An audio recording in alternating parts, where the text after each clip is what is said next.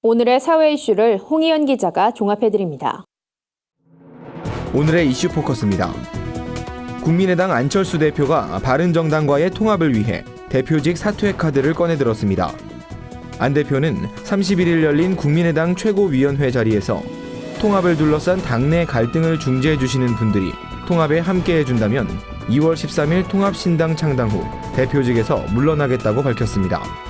안철수 대표는 그러나 과거 리베이트 의혹 때 책임지고 뒤로 물러나 있던 때와는 다를 것이라며 당내 직책과 관계없이 전면에 나서 모든 노력을 다하겠다고 강조했습니다. 안 대표의 이 같은 발언에 대해 바른정당 유승민 대표는 통합 이후 공동대표 체제를 논의해 왔는데 안타깝다고 말했습니다. 우리나라 스키 국가대표팀이 31일 북한 마식령 스키장에서 남북 공동훈련을 펼쳤습니다. 통일부는 우리 대표단 45명이 공동훈련 참가를 위해 방북한다고 밝혔습니다. 대표팀은 2월 1일 공동훈련을 마친 후 항공기를 통해 강원도 양양으로 귀환하며 귀환 항공기엔 북측 대표단이 동승할 예정입니다. 한편 이번에 방문한 우리나라 대표팀은 평창 올림픽에 직접 출전하는 선수들은 아닌 것으로 알려졌습니다. 우리나라 70대 이상의 인구 이동률이 10년 새 거의 반토막이 난 것으로 집계됐습니다.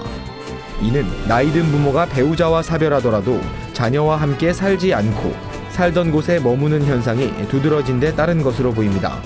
통계청에 따르면 70대 이상의 인구 이동률은 7%로 지난 2007년 12.1%에 비해 절반 수준을 보였습니다.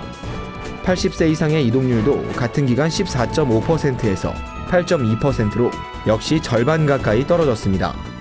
전체 인구 이동률은 18.5%에서 14%로 소폭 감소했지만 감소폭이 가파르단 것이 통계청의 설명입니다. 정부 관계자는 고령층의 이동률이 감소하면서 1인 노인 가구가 늘고 있다며 우선적으로 경제적 지원과 복지 정책을 확대할 필요가 있다고 지적했습니다.